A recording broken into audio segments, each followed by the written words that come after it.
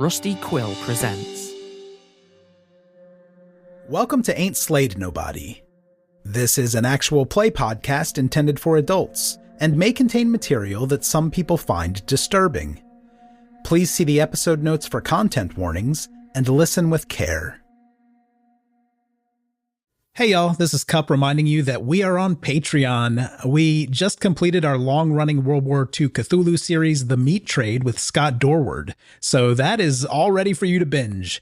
We're also doing early drops of all of our improv videos and our Cosmic Dark campaign with Graham Walmsley. That's amazing, so don't miss out. This is a great community, and we'd love for you to join. Most of all, you're helping to support our show. You can sign up right now at patreon.com/ain'tslayed. That's patreon.com/ain'tslayed. Thank you. Did you know that foreign investors are quietly funding lawsuits in American courts through a practice called third-party litigation funding? Shadowy overseas funders are paying to sue American companies in our courts, and they don't pay a dime in U.S. taxes if there is an award or settlement. They profit tax-free from our legal system, while U.S. companies are tied up in court, and American families pay the price, to the tune of $5,000 a year. But there is a solution. A new proposal before Congress would close this loophole and ensure these foreign investors pay taxes, just like the actual plaintiffs have to. It's a common sense move that discourages frivolous and abusive lawsuits and redirects resources back into American jobs, innovation, and growth. Only President Trump and congressional Republicans can deliver this win for America and hold these foreign investors accountable. Contact your lawmakers today and demand they take a stand to end foreign-funded litigation abuse.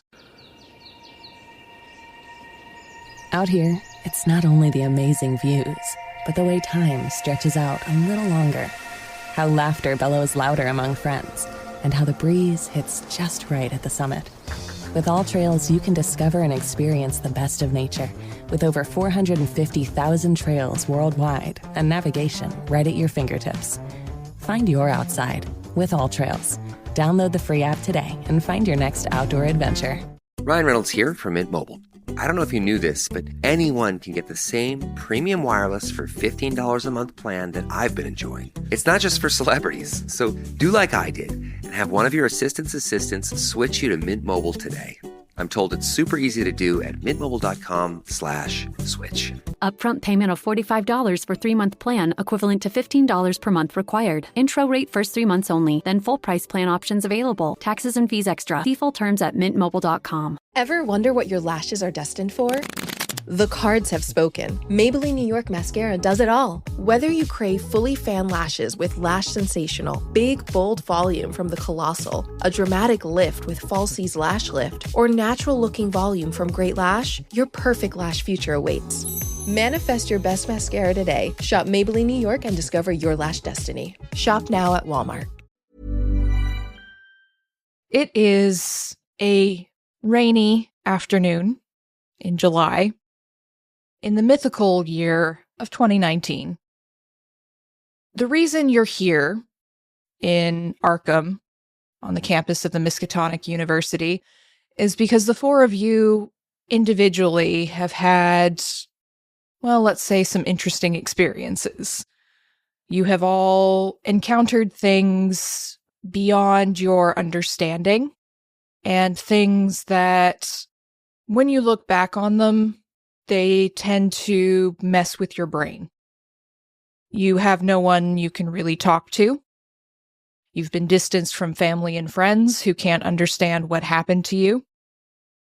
It just seemed like this was how life was going to go, until 2 weeks ago, when each of you individually received a letter from a Dr. Amelia Vichy of the Miskatonic University in Arkham.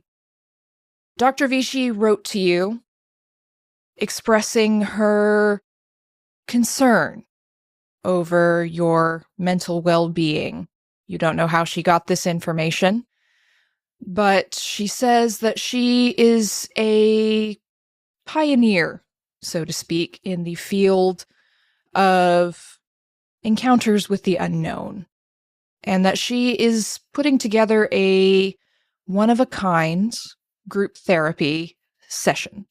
It's to take place over 4 weeks at the Miskatonic University, and it will consist solely of people like you who have had strange encounters that they cannot explain to others.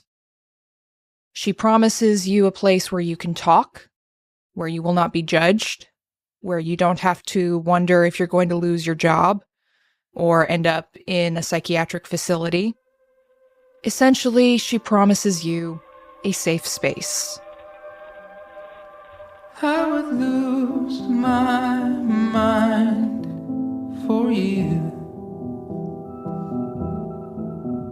I don't have a lot to lose. I would cover up the truth if it made no sense to you. I'm a mess, but I'm with you. I'm a mess, but I'm with you.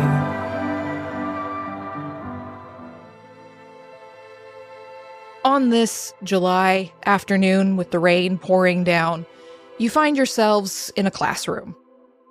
The desks have been pushed aside, the chairs are set up in a semicircle. At the front of the room, there is a tall, lanky woman with long blonde hair pulled back in a ponytail who is looking over her glasses at people as they come in and writing down some notes. She's wearing a lab coat. You assume this to be Dr. Vichy. And as you all come in, you see there's a long, low table by the window that has your typical coffee, tea, stale donuts.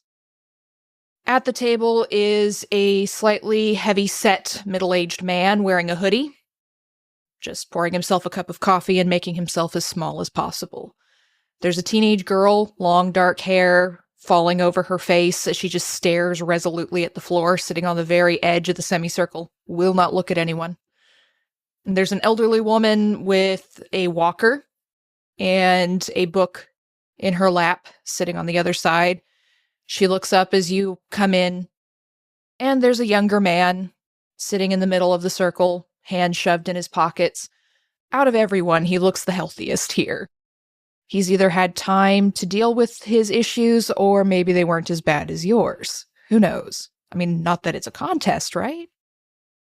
Let's introduce our characters here, and let's start with Kat. I'm quite a petite woman. I look to be sort of in my early 40s. I've got quite thick, curly black hair, and basically kind of the first thing I've gone is gone over to the table with the coffee and poured myself as big a cup as possible. Don't seem to really want to be here. And I have a name tag stuck on my t-shirt which just says Dr. Jimenez. The doctor is over getting a cup of coffee and looking around fairly nervously. Wes, who are you and what are you doing? I'm Lieutenant Novak. I've been ordered by my superior to show up and deal with some of these issues. I am what you would call hungover right now. I am in a really bad way. I drank most of a bottle of whiskey the night before. I set my duffel bag down at the door, and I'm walking in fatigues. I see that Dr. Jimenez is getting coffee, and I think I'm going to join her at the coffee bar because I'm having some pain right now. All right, so the lieutenant walks in. You see this youngish man in military fatigues walking in. He looks bleary-eyed. You say you're hungover, Lieutenant, so why don't we get the first roll of the game out of the way with a Constitution roll? Wes is going to die. Right? I'm going to go ahead and die right now. I succeeded like you know I would. Okay. Making your way carefully over. Hungover, but it's starting to recede a bit. You're not stumbling as much as you were. Maybe the fresh air and the rain in your face as you walked from your cheap motel over here helped. Yeah, I am a professional drinker. I can shake these off. Yes. The next person in the room would be Chuck. 50-year-old man. He's dressed nicely, but also a little tacky. Like, he's in a suit. It's not a nice suit, but it's the suit that a person who thinks that that's a nice suit buys. Okay. And he's got a very, very, very gold Rolex on, but you're not sure that Rolex is spelled that way. You could have sworn it only had one L, but it's got the two on there. His hair is done up actually a little bit kind of like a pompadour. He's over by the coffee. He's kind of surveying the room, and you can just see him take a look at all of the people who are gathered in the room and kind of shrug anyway. And then he places a stack of pamphlets on the table by the coffee, sort of a church handout pamphlet. But there is like a huge advertisement on the front for a $5 shrimp buffet. Are they called Blake Tracks? Yeah, they're Blake Tracks.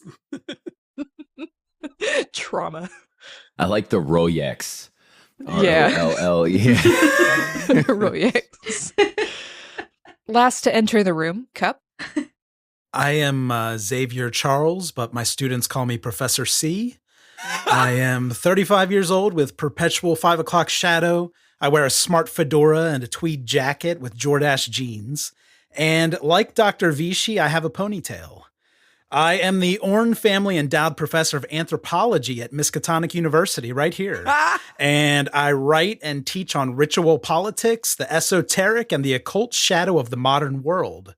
You're the BBEG, aren't you? My books include Occult Where Art Thou, Who Moved My Occult, and Occultist I Barely Knowest. My H index is 93 for citations. I enjoy walks on the beach and candlelit magic circles.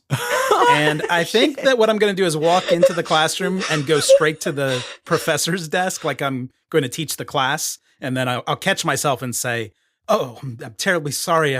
I'm used to being up here. It's going to be so odd being one of the students today. Nice to meet you. I'm Professor C. You can call me Xavier. Dr. Vichy looks up at you very politely and says, "It's a pleasure to make your acquaintance, Professor. Why don't you have a seat?" Yes, likewise. So it's hilarious that your character introduction sounds like his Tinder profile. Which way do you swipe to not say yes?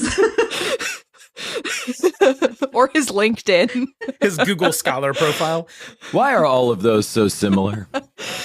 I'm going to go, pamphlets. And then he's going to kind of race back there. So you go back to the table to get some coffee and see these pamphlets, Professor C. And you see this woman with curly black hair who's holding a large cup of coffee. You don't know where she got the large cup from because there's only those normal size little styrofoam cups, but she has a large cup of coffee somehow. And she's just kind of looking at the floor.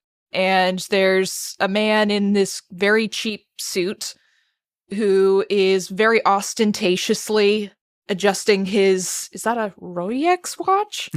And a very hungover looking young man in military fatigues. And you're all just kind of gathered around the coffee table.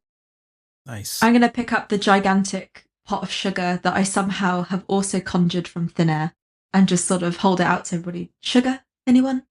Sweetener? Is Dr. Jimenez's name tag in plain view?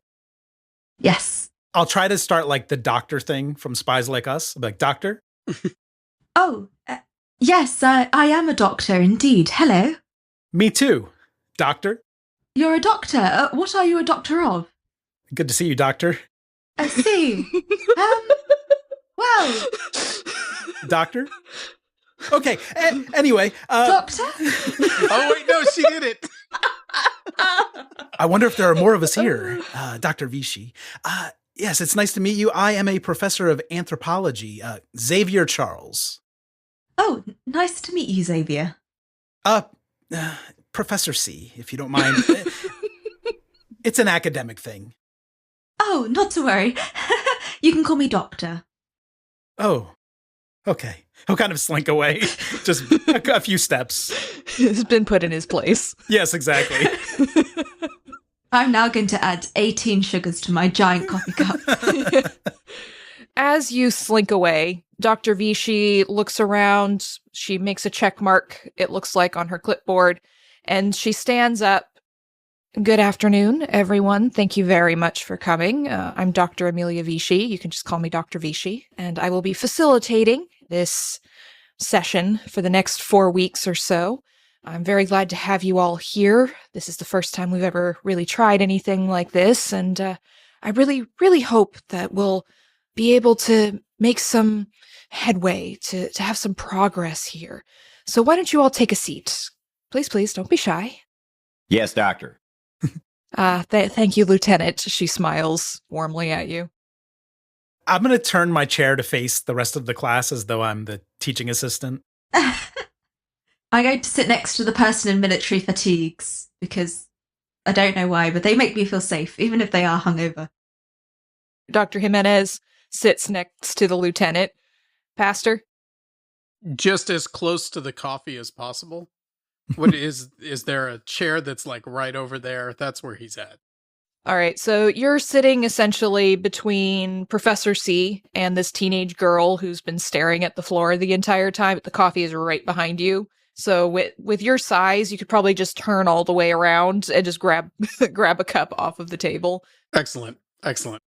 And then the others are in the rest of this semicircle, and Dr. Vichy kind of clears her throat and says, well, everyone, I suppose a little bit of an introduction is in order.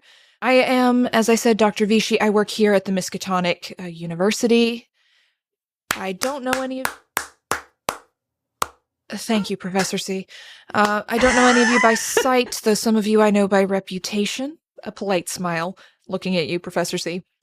Which is funny because actually the pastor also raised his cup and gave her a little wink. Pastor Blake, yes, I've seen your television special as well, of course. But I am a doctor of psychiatry, but I also have specialties in occult and occult practices. Some may say it's a strange mix of PhDs, but when you've had experiences like I have and like all of you have, well, it becomes natural to study those things, I think. And I think we'll all understand that a bit more today. Lieutenant Novak shifts back in his chair and looks at the floor a little bit. The purpose of our gathering here over the next 4 weeks is to help us understand more of this strange world that we live in, learn more about the things that we faced, and give each other support, to know that you're not alone. You're not the only one who's faced strange, horrible things. So, with that being said, I don't want to rush anyone, but would anyone like to start us off, tell us who you are and what happened to you? She sits down and just waits, lets the silence kind of build. Dr. Jimenez definitely just takes a really long slurp of their coffee as if they're distracted by that and therefore cannot speak. And Pastor Blake has pulled out his iPhone and he's just scrolling through emails. Pastor, would you mind putting your phone away, please? Oh. We try not to use devices during therapy sessions. Oh, sure thing. I understand, sugar. One eyebrow just slightly ticks up. Thank you, Pastor. I'm going to hand him a packet of sugar because I misunderstood what he meant.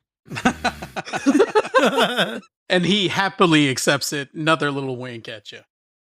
And I think that after enough silence, Professor C will stand up and say, like Dr. Vichy said, we're here to support each other and share our experiences. So, I don't like to cold call on people, but maybe Lieutenant, if you'd like to start the sharing.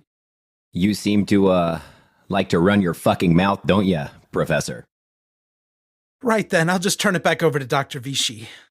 Dr. Vichy just makes a few notes on her clipboard, and the young man slowly stands up. He's got his hands in his pockets now, and he looks a little less at ease than he did before, and he says, well, I guess I can start.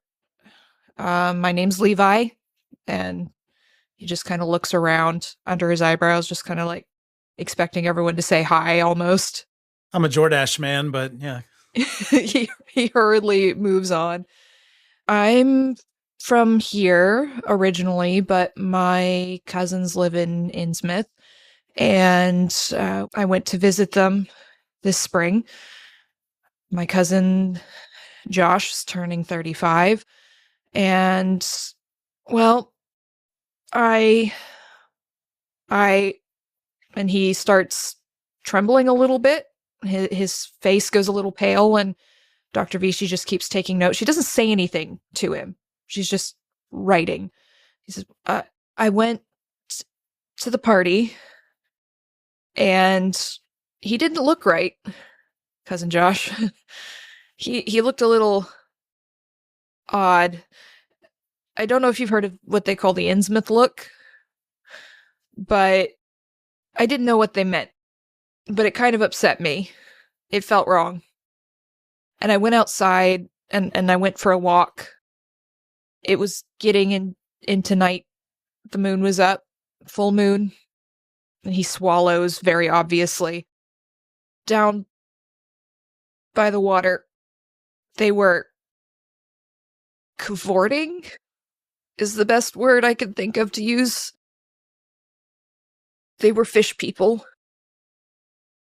Like, he looks pleadingly at Dr. Vichy, but she doesn't say anything. She just keeps writing. They had gills. And one of them waved at me, and it was Cousin Marie, but she had, what do they call it, webbing? And they were just playing around in the water and making these horrible sounds, and they tried to drag me into the water with them, and I barely got away. And no one believes me. They say it's, just those strange Innsmouth people. Maybe something in the air made me hallucinate, I don't know, but is that going to happen to me? Am I one of them? And he shakes his head and just sits heavily back down in his seat. And Professor C's going to look over to the pastor and say, it's probably just the strange Innsmouth people. Have you been there, Pastor? I dare say I have not. Oh, where are you from? Is that a New Hampshire accent? Why, friend, I am from the great state of Nevada. Of course. How did I misplace that? I mean, as an anthropologist.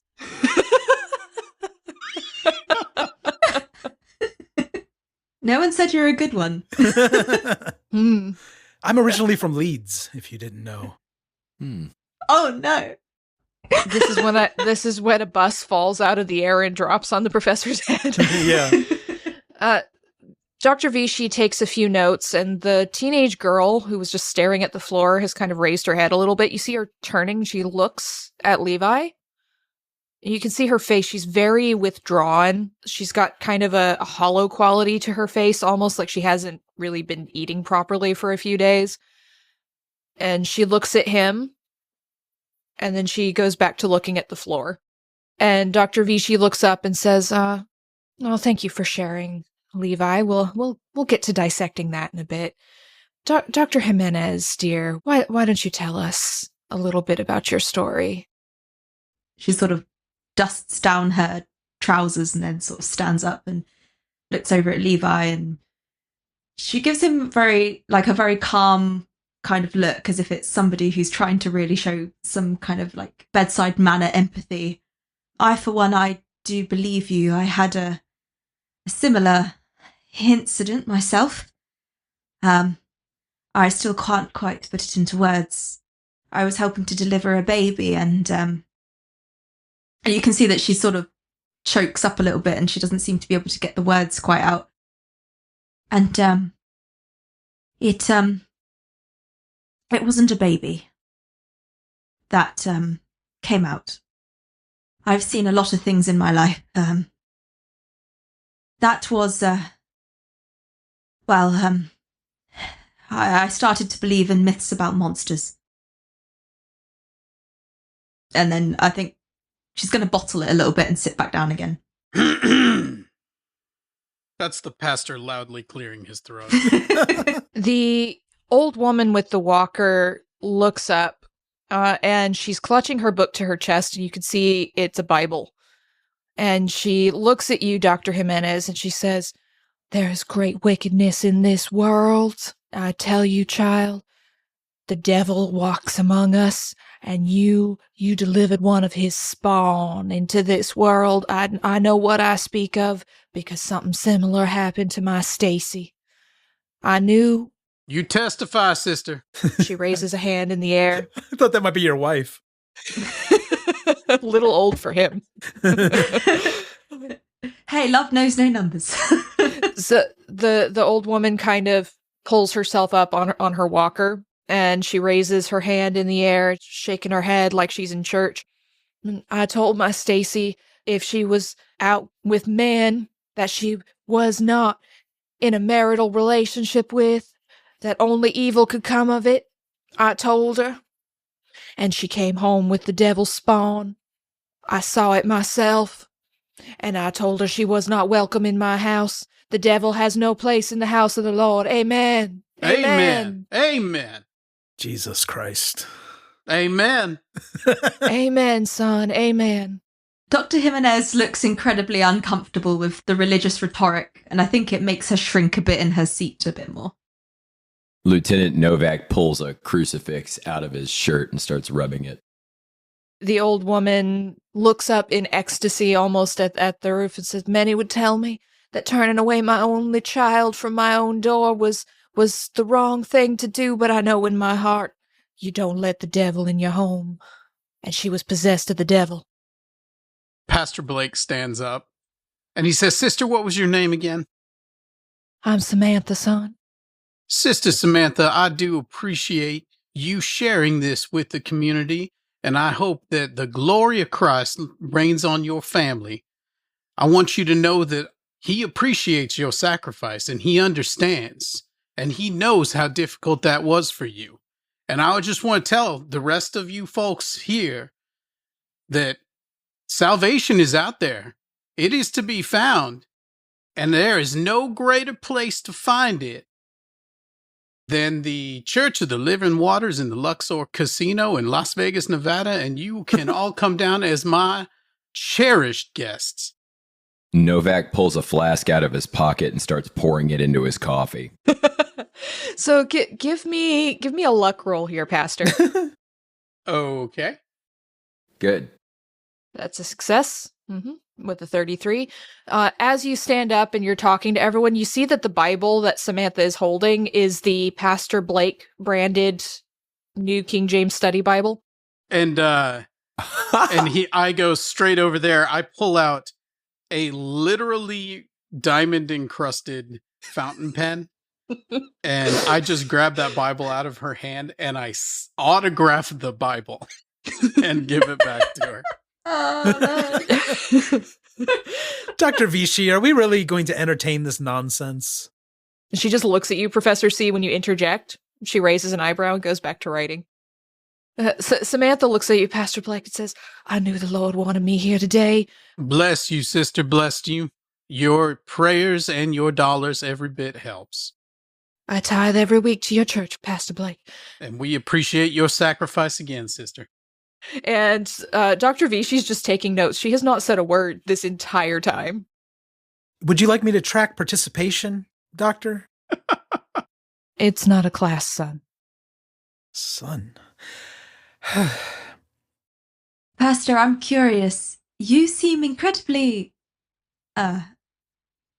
well, I wonder what your purpose for being here is other than to advertise. Well, I'm going to be honest with you. I received that letter to come here. I didn't think much of it.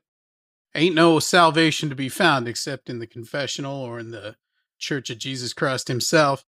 Shelley and Tremaine just wouldn't leave me alone about it. I'll be honest with you. I think they were just trying to get me out of the house. But you know what? I understand. I thought maybe I could do a little proselytizing. And here I am. Novak finishes his coffee vodka and sets it down and looks glaringly at Pastor Blake holding the crucifix in his other hand and goes, "Where was your God that day?" Now, son, which day was that?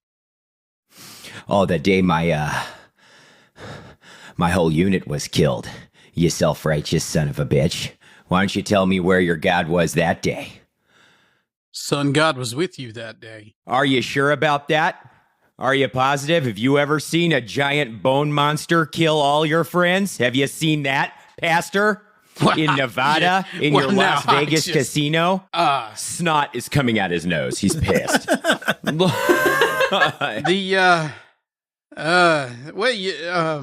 Did you hear what I said? I said giant bone monster killed all my friends. And almost me, gestures at the scar on his face. And the Lord empowered you to survive the demons of Satan himself. I'm pretty sure the Lord was nowhere to be found there, bucko. I was the one that kicked the shit out of it, saved myself, and got out of there. I didn't need no God that day, and I don't need your bullshit now. Pours another vodka. All through the power of Christ. Praise Jesus. As the shouting match is happening, Dr. Jimenez, and you're maybe shrinking back a little bit because everyone is so loud. Yes. You look up and you see on the wall across from you, there's blood pouring down the wall slowly. Is anybody else able to see that? Just anybody? Do we see that, Rina? You do not. Okay. Is no one else worried about the blood? Give me a sand roll, Dr. Jimenez. When you say blood, Professor C is suddenly interested and concerned. He's looking around, like panicked. Yeah, you don't see anything, Professor C. Now, don't worry, you're not that kind of doctor, dickhead. 69. Nice. Okay, so you only lose 2. Maybe it's giving you a little bit of a flashback, almost. It's like you've seen that splatter of blood on the wall that suddenly looks less like a classroom wall and more like a surgery. Okay. I'm going to get up from my seat and I'm going to very slowly walk towards the wall with my hand outstretched, kind of like trying to face my fear. It's just a hallucination. It's just another hallucination. It's just a hallucination. I'm gonna touch it. If I touch it, it'll go away because it's not real. Give me a power roll. Oh, God. Oh, good Lord. Wow. I failed that too. Your hand comes away sticky and covered in blood. Okay, I'm just gonna scream. We're watching her. Do we see the blood? You do not. You see her touch the wall. Yeah. And pull her hand away and look at it, and she starts screaming. Professor C is going to be aggressive and run over to the doctor and say, "What are you doing? There's no blood. There's no blood. No more blood. What's wrong with you?" That should be helpful. I'm gonna hold my hand up to his face, like hold my hand in your face and say, "Can't you see it? The blood is right there!" Professor C, give me a power roll. Oh, no. Wait, you sure? Oh, man, I love Rina games. Shit gets real fast. Okay. Well, I rolled 82 and failed my power roll. Okay. So you tell yourself there's no blood. And you don't see any blood on the wall. There's no blood there. But you start telling Dr. Jimenez, who's holding her hands up. Yeah. And there's no blood there. No. But you point at her, and there's blood dripping down your hands. Oh, not again. Not again. What have you done? He's accusing the doctor. What did you do with my assistant? What have you done? At this point, Pastor Blake just sand roll, by the way. Oh, okay. Professor. I thought Chuck might get me out of that one. Nope. No, Pastor Blake's going to make a quick sign of the cross over his coffee and just sort of lazily dip his fingers in it and flick it at them and say, "Lord, save your children from these demons that haunt their dreams and their vision." It's not hot coffee, but it's cold. Holy bean water. Yeah. But it is definitely like staining their clothes and shit. I'm too distracted and I failed my SAN as well. You also lose 2 on a D2. Okay. Your hands are suddenly covered with blood again. Yeah.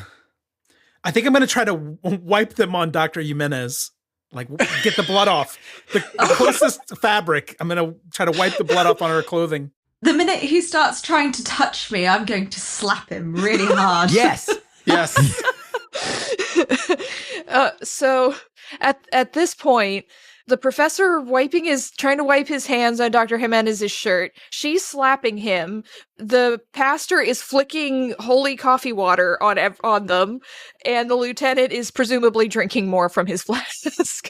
He is absolutely hitting the flask and just looking at everybody in utter disbelief. And the old woman with the walker, Samantha, is just raising her Bible in the air and shouting, "Praise Jesus, cast the demons out, Pastor, cast them out in the name of the Lord." And the young man and the older man in the hoodie are just kind of going, "Oh, no." Lieutenant, you notice that Dr. Vichy is just still writing. She has not stopped anyone. She has not said anything. She's just still writing and occasionally looking up, raising an eyebrow, and then making more notes. Yeah, Dr. Vichy. Hey. Yes? I noticed that none of this is giving you any kind of, I don't know, pause, if you will. Quick question, is this coffee or ayahuasca? What are we dealing with here? Just healthy expressions of emotions, Lieutenant. This whole thing does have like a spirit tent vibe going on already. Are we with Aaron Rodgers and Joe Rogan in Peru here? What are we doing? It's just a healthy expression of emotions, Lieutenant. It's natural. People need to get things out. They are talking about literally seeing blood, Doctor. I don't feel like that's talking about a feelings wheel. You start to see sand drifting across the floor behind her. Motherfucker. Okay. Now, quick question, Doctor. When did the sand get in the room? She furrows her eyebrows. The what? Do not fuck with me, Doctor. I am not here to be fucked with. I am here on orders. Now tell me where the sand came from. She looks a little furrow-browed at you. There's no sand in here, Lieutenant. There is sand behind you. I see it with my own eyes, and I don't need any of your gaslighting. Make a sand roll. What? Make a sand roll. Pastor Blake just starts flicking coffee at the lieutenant. I will smack the Folgers out of your hand, Pastor. I don't like sand. It's coarse. And rough. It's everywhere. Gets everywhere. She looks at you, Lieutenant. She says, "Well, why don't you bring me the sand? If there's sand in here, let me see it." Oh, why don't I bring you the sand? The sand's in the room. It's been brought to you. It's right behind you. I don't see any sand. I can't bring something that's already fucking here. The sand is starting to pile up slowly in the back of the room. There is a literal dune behind you. She looks at your flask that you're waving in one hand. The whiskey must flow. Have you heard of tolerance, Doctor? Perhaps if you were educated, you understand that 2 sips of vodka doesn't do shit to a man like me. I am totally fine. How hard do I hit cup? Yeah, did I get slapped? Oh, yeah, no, we all want to know that. Did that connect? So, are you hitting him hard enough to actually want to like do damage? He's trying to wipe blood on me. I'm smacking him so hard. Give me a fighting brawl. You're going to slap him regardless, but whether or not you succeed on the fighting brawl is going to determine if you do any damage. Oh, I fumbled. Okay, so She killed me. with a fumble, she breaks your nose, Professor. What? You mean she whiffs completely, right? That's awesome. And Dr. Jimenez, you break the pinky of your right hand. It's okay, I'm a doctor, I can fix it. Because you hit him so hard, but your hand is at the wrong angle. You take 2 points of damage between you, so 1 each. Not again. There's blood, literal blood now pouring down your face, Professor, and Dr. Jimenez, you let out a cry of pain as you can feel your finger bending backwards in ways it should not bend. And a crack. And I can see my own blood, I assume, everywhere now. Yes. Z, what did you do with Z? I didn't do anything. Why is the wall bleeding? I'm like crawling toward Dr. Jimenez and wiping the blood on her pants. And Pastor Blake turns to the doctor and says, I don't want to speak out of turn here, but perhaps we should adjourn to get some ice for these wayward followers. As you say that, give me a listen roll, Pastor. Ooh. I got a hard success on a listen roll. Ooh. Fantastic. So as you talk about adjourning to get some ice, you hear the middle-aged man in the hoodie who hasn't said anything this entire time. He's the only person other than the teenage girl who has not said anything, but he hasn't even made eye contact. She made eye contact with someone, he hasn't.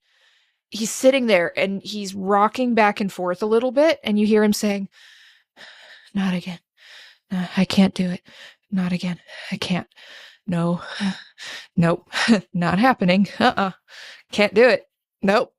Nope. Nope, nope, nope, nope. Nope. Nope. Again, Doctor, I think it might be critical that everyone take a moment to reflect and perhaps administer a small amount of first aid. There's a first aid kit behind the desk, she says without looking up. All right, I'm going to go get a first aid kit from behind the desk. I mean, I may be a prick, but there are people bleeding. Also, if Cup is crawling towards me threateningly, I'm going to take out my scalpel. Oh, God. Wait, what? She got a scalpel. Shit's getting real in a very big way. Okay, so I have a first aid kit? Yeah, there's a first aid kit under the desk, just on a shelf with some papers and things. Little white box that has the cross symbol on it. Okay, and as I pick it up, I sign over that cross, and then I bring it over. You recross it? I recross it, just to make sure. Yeah, here's the thing. The pastor doesn't know who painted that cross on there, but right. I know. Could have been Satan. I know where I'm coming from. And it's going to bring it to the doctor like, doctor, I feel like this might be a bit more your purview. She's waving a scalpel with her unbroken hand. Right. Is she in a bout of madness or just pissed? I'm No, unclear. It's just Cat. Okay, just Cat being angry. I think once the pastor brings over the first aid kit, I think Dr. Jimenez is going to realize what they're doing and then mutter, "Thou shalt not do harm." And then I'm going to look at Cup's face and just go, "Shit," and grab the first aid kit and start ripping it open to get to all the bandages and stuff. Novak's hero complex kicks in and with first aid training walks up, grabs the professor by the head and goes, "Let me just reset that for you." Yes. Yes. Do this thing. Give me a first aid roll. Oh my God. I succeed really well. Yeah, there we go. I really wanted that to be a fail. On a fumble, you are going to get bone shards in your brain. So, Professor, the man in the military fatigues, who's you just saw swigging some whiskey, comes up to you, looks at you, and says, "Let me fix that," grabs your nose, and jerks it back into place. Ah! Hey, is this 2 scenarios in a row where we've recorded resetting somebody's broken nose? Yes, it was my nose both times. Okay. Oh my goodness. So you get your hit point back, Cup, but ow, it hurt. You're welcome.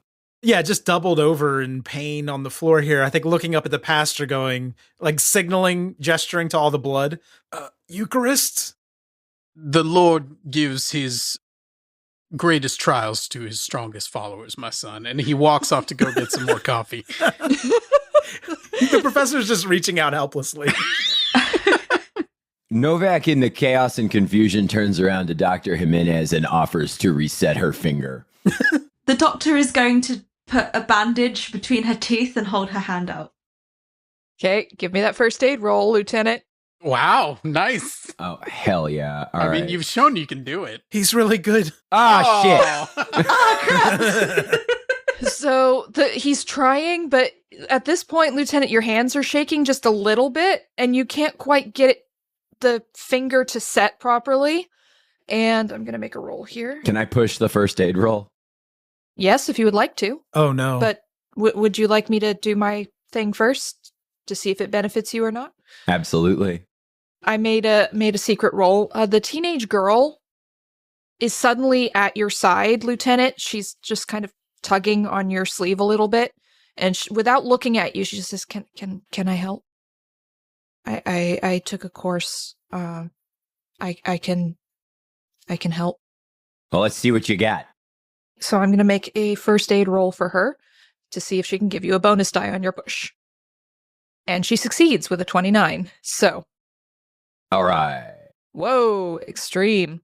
So this teenage girl, without looking at either of you, without making eye contact, she takes your hand, Dr. Jimenez, and she's holding it, and she's pushing your finger gently into a better position, and she's stabilizing your hand. And Lieutenant, that is what allows you to push gently the finger back into place, and then with a pop, the joint goes back in. You've still got a break in the pinky, but it can be wrapped up now. And the teenage girl just says, "Sorry, I guess that probably hurt." And she pulls away. Mine wasn't gentle. Well, she didn't offer to help you, Professor. That's true, I guess. No extreme on mine. Yeah. I think Dr. Jimenez is very shaky, but starts going into doctor mode and starts like wrapping up her own hand, and then sort of starts having a look at Cup's nose a little bit, sort of Professor C's nose a little bit better. How's it look? "I'm so sorry. I don't know what happened. I saw blood. I'm so sorry." I don't like blood either. "It's not too bad." Can you patch me up, Doc? Am I gonna live? "Well, you're going to live. You might have some very interesting pictures in the future." Oh, I'm a professor. No one cares. You all hear in the background, "No, I can't, no, please." The middle-aged man in the hoodie is getting a bit louder. He's now pulled his knees in towards his chair, and his hands are now over his ears, and he's rocking back and forth. So he's an Aggie football fan. Dr. Vichy, we have to adjourn. It's too much. Give me a persuade roll. Oh, we can just get out if I pass this? And then everybody goes home. I'm sure that's how it works. Okay, if it makes a difference, I'll spend a point of luck for a hard success. It won't make a difference. Dr. Vichy looks up and she says, "Well, if we're feeling a little too charged up." Yeah. And now I need a group luck roll. Oh, no. Fuck. Cat. But we failed. The middle-aged man jumps up out of his seat and he screams into the semicircle, "No, not again. Not coming back. Nope. I'm gonna stop all of this right fucking now." And he pulls his hoodie open and he's got a bomb strapped to his chest. Hell yeah. I imagine you said that in character, Lieutenant. With a 5-minute countdown on it. Oh, shit. And he's standing there, wild-eyed, and you hear the tick, tick, tick, tick, tick, tick, tick. My God. No. Novak considers the firearm on his side and then realizes the guy's gonna die anyway and thinks better of it.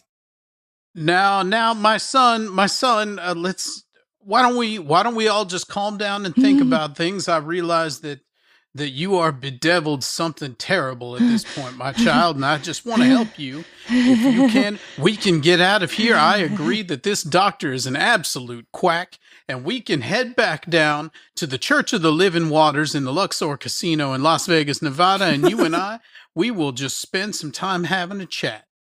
There's no salvation. No salvation. And he starts hitting himself in the head a little bit with one hand, like almost like he's trying to shake something loose in his head.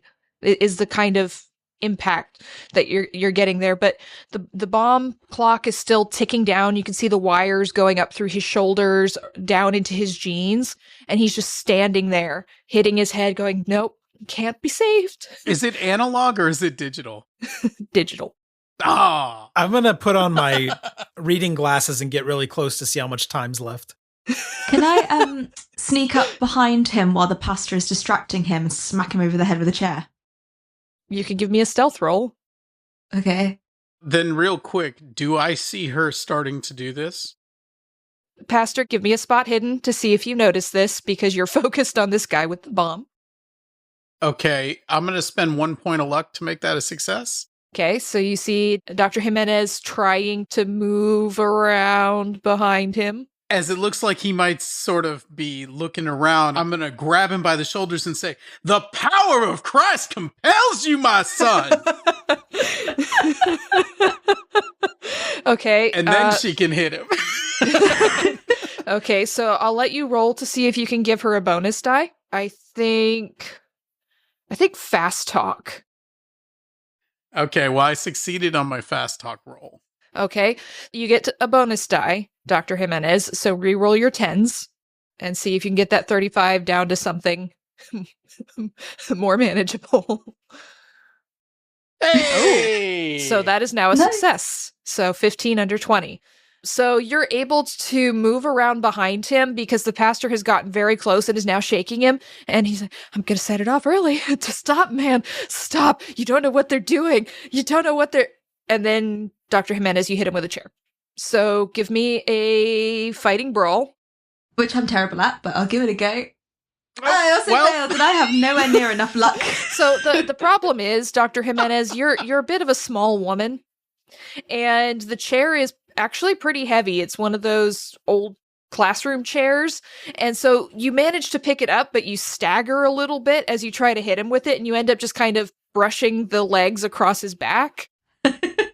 Novak pulls the gun out of his pocket, flips it around to the butt end, and is going to go strike the guy in the back of the head to knock him out. Okay. So you have just under 4 minutes left on the clock here. Give me the fighting brawl. You're going to try and hit him with the handle of your gun. Well, okay, I'm going to spend 4 luck and succeed on that. Okay. So roll 1d3 plus your damage bonus if you have one. Okay, so you get 4 points of damage. So you hit him in the side of the head, and it's actually a major wound for him. So I'm going to give him a con roll as he's shouting wildly. Okay, he passes his con. He's wide-eyed, and he starts swaying back and forth, and there's blood trickling out of the corner of his mouth and down from his eye from where you hit him in the side of the head. He's like, Don't stop me. You can't stop me. Not gonna let you. It's gonna go off no matter what you do." The blood, it's a trap. It's a trick. You can't make him bleed. What? So you have 3.5 minutes left on this. I'm just insane. It has nothing to do with my sanity. The professor's just insane at this point. The needs of the many outweigh the needs of the few. Take my scalpel and stab him in the neck. Okay, give me a fighting brawl with a bonus die. I'm going to try to stop the doctor just for a moment, just momentarily, to say, "Wait, this is a trolley car problem." Is there a whiteboard? Are you going to spend the luck to pass, or? I don't think I have enough. You do, but barely. Our group luck will be like 3. Yeah, I'll spend 18 luck. Okay. Which God. leaves me with 7 luck. Oh, that's not so bad. So you swing your arm with the scalpel to stab him in the throat, just as the professor goes for your arm and misses. And so there's blood now pouring down this guy's chest and everything. And I would like a, 1d6, I think, for this. Nice. Yeah. Damage 2. Okay. So you do 2 points of damage to him. He's getting really woozy now. I'm going to give him another con roll. Ooh. Yeah, he passes it with a 13, so he's still conscious somehow, and he's raving, but there's blood pouring down his chest and into the wires, and the teenage girl is now yelling from across the room, "What the fuck is wrong with you people?" While everybody's hitting people with stuff, can I do something? Yes. What would you like to hit him with, Chuck? Your Bible? With my huge Bible. Yes. I am going to absolutely haymaker this dude with the Holy Scripture. How big's this Bible? It has a foreword and an epilogue written by the pastor. Well, he had some thoughts that needed to be added to the Bible. There are a few missing books that he felt he needed to write. Yeah, he felt that it maybe didn't cover everything. First Blake. Give me a fighting brawl. Bad news, folks. Yep, that's a big old fail. Oh, wow. Would you like to push the roll? You know what, Rina? I would like to push the roll. Yes. What are you doing to push the roll? Do it. Would the Bible have like a long like gold chain on it that you could like hang it from things? Like you could swing it round like No, I grab it and swing it like a morning star. Yeah, there we go. That's perfect. If you fail, it's gonna hit you. I understand, and I'm comfortable with that. I love this. Nope. Yay!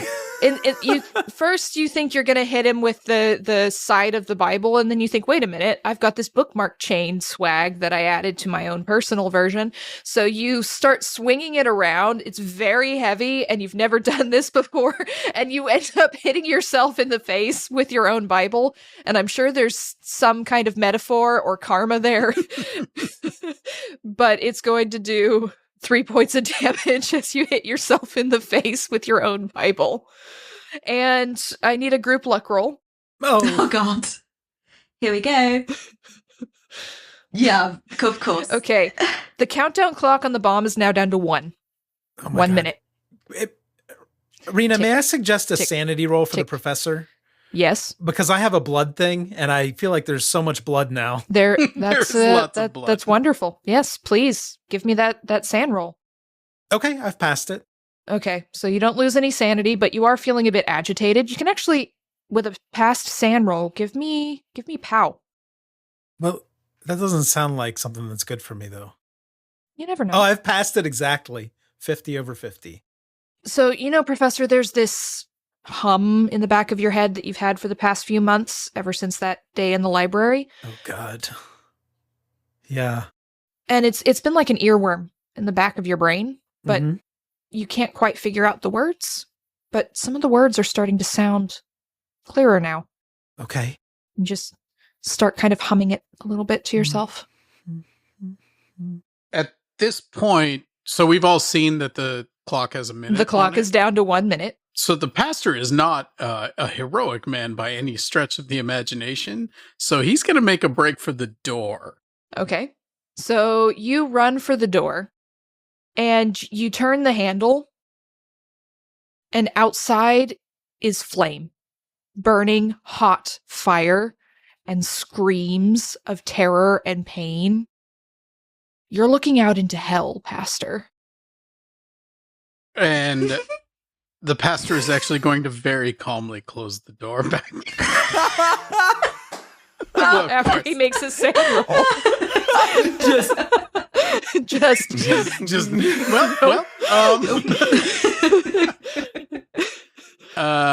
Oof. That is a fail, bro. Yeah. Okay. So I'm going to roll for you.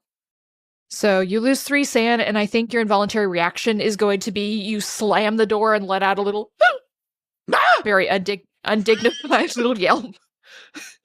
And the clock on the bomb is still ticking. I'm crawling away toward the door when I see the pastor over there trying to get through. And I'm going to push him out of the way. There's no salvation for us there, my son. I don't want salvation. I want to get out of here. You'll burn in the fires of hell. Yeah, that ship sailed. And then I'm going to make a run for the door. Okay. You run for the door. You open the door. It's a library. The library? The library. Of Alexandria. It's not here. What is this? It's that one special section of the library, Professor. Dr. Vichy? Sand roll. As you hear the tick, tick, tick. Yeah. And Samantha, the old lady in the back's like, well, I know I'm right with Jesus, and if it's my time to go, it'll be my time to go. The good Lord will take me when it's my time. It might be your time, sister, but it ain't mine. And I run over to the doctor and I grab her and say, let us out of here, you infernal woman. I got a hard success, by the way. So then you'll take, well, you're still going to lose 3 because you lost 3 on the D3. The bleeding man with the bomb. How many wires are visible on this bomb? A lot. Okay, so can Novak double leg this guy and get like into a mount position and do like a electrical repair roll to maybe try to fucking defuse this bomb? Yeah, you run up to him and you hear him just going, almost over. Almost time to stop. You're right, it is. It's almost over. And give me that electrical repair roll. Okay, I've got 30 on this. Let's see what happens. All right! You did it! You did it! Yeah! That was a hard success for the listeners at home. Yay! Wes's elation when he passes a roll is the best thing. Because it's so fucking rare. Rina. I can see the joy, just such unbridled joy. Lieutenant, you grab this guy and he's swaying. He's not fighting you. He's just muttering about how it's about to be over. And you do a very quick look. And you were in Fort Huachuca. You were training to be deployed. You got a basic crash course in this kind of thing. This is a little more complicated, but you're able to figure it out with that hard success very fast. And you manage to clip the right wires, green, yellow, blue, just in time. You have 10 seconds left on the countdown timer. It really should be 007 seconds left. So you clip these wires and then you move your arm and the guy just kind of collapses to the ground going, no, stop it, stop, no. And let me make a roll. Before any of you have a chance to react with anything other than a bit of relief as the countdown stops, he slams his head into the floor multiple times and bashes his own skull in. And he falls limp. Sand rolls? Sand rolls. I'm going to make sand rolls for the other people in the room. I'm not a group therapy expert, but normally people don't bleed out and die. I'm really weirdly okay with this. I failed. I super failed. Yep. I'm passing all these. Hard success. All right. I was going to say, we've seen this all before. We're doctors, so. So, Kat and Professor C, you're both going to lose 1. Pastor, you lose 3. And Lieutenant, you lose 4. Dr. Vichy, call the police, call the fire department, call the ambulance. So you shake her, and she's still writing. As you shake her, she does not seem too perturbed. And as this man, whose name you never learned, pounds his head into the floor, and then you see his skull break open, essentially, and he goes limp, she stops writing, and she cocks her head, crosses her legs. Oh, that's a shame. Poor Bobby. And she goes back to writing. Was that a critique of our social skills that we hadn't learned his name? Are we the first group that ever didn't know his name? Yes. We're a disaster group. So she just looks at him and shakes her head and makes a note. Such a shame. He's dead? Bobby's dead? Professor. What is going on here? I am going to recommend academic probation for you. Oh no, not academic probation. Administrative leave? As she keeps writing. You can't, she's got tenure. Limited access to the break room? Pastor, as you're shaking her a little bit, give me a POW roll. Here we go. You're about to see Jesus. I feel it. Yeah, bud. Hey, I haven't passed anything. Yeah. Roll 20 hates your guts. Roll 20 fucking hates me. So you shake her a little bit, and you have this little tickling feeling on the back of your neck, but it goes away. Okay. I'm going to attempt to kick her out of her chair. Okay. Give me a strength roll. That's how people get tenure. You gotta take the chair. You take it by force. Well, guess what? I failed. The university version of you keep what you kill. So you try to pull the chair out from under her, and she's just sitting there and does not seem bothered by this whatsoever, and you're not able to push her off. Can I try and leave? I want to leave. Okay. I want to leave now. I want to leave now. So there's blood in the air. You still see blood on the walls. There's blood on your face and your hands. So you go to the door. Don't open that door, it's a library! Live alone till you die. I don't care about you no more. You can go to hell and burn alive, and I won't cry at all.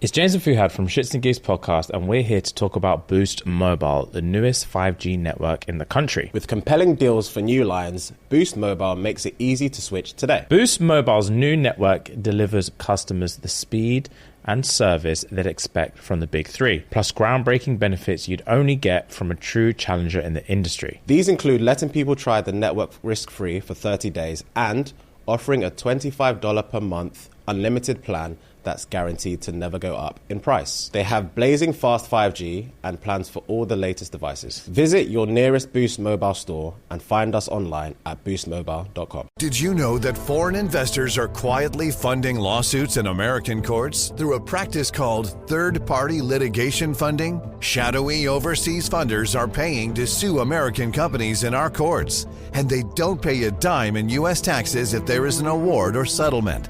They profit tax-free from our legal system, while U.S. companies are tied up in court and American families pay the price, to the tune of $5,000 a year. But there is a solution.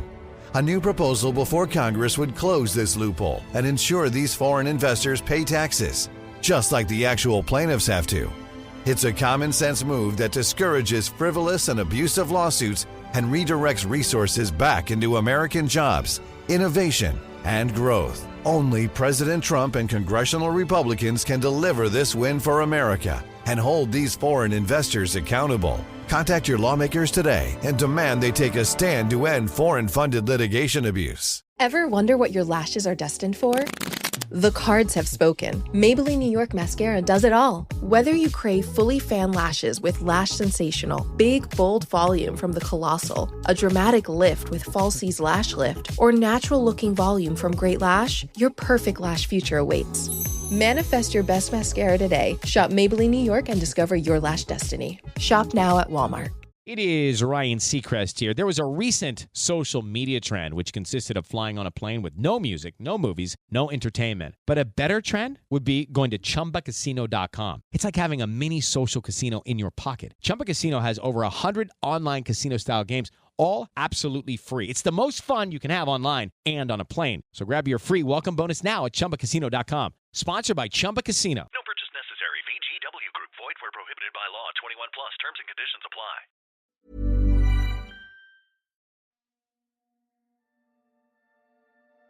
Thank you for listening to Ain't Slayed Nobody. For ad-free episodes, lots of bonus content, and special programming, please join our wolf pack at patreon.com/ain'tslayed, or subscribe to Ain't Slayed Nobody Plus at Apple Podcasts. Nothing helps the show more than becoming a subscriber. See our show notes for full credits, and help us grow by posting friendly reviews and spreading the word to your friends and followers. Thank you, and good luck out there.